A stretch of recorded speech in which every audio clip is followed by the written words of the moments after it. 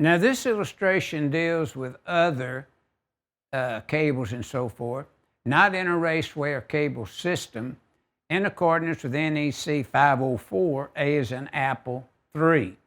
Now, notice that we have these intrinsically safe circuits in the illustration titled with a head power circuit, and then below it, with a 2-inch separation, we have the intrinsically safe circuit.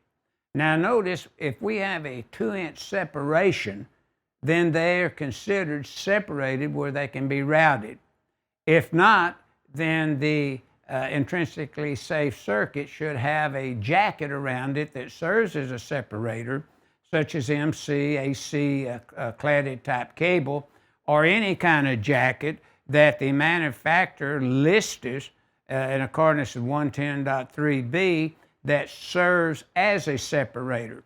So this figure 4-25 is illustrating now not the 2-inch separation rule where you enter into the enclosure, but it is the cable rating of the 2-inch rule that is being illustrated here in this figure 4-25 in accordance with 504.30A3.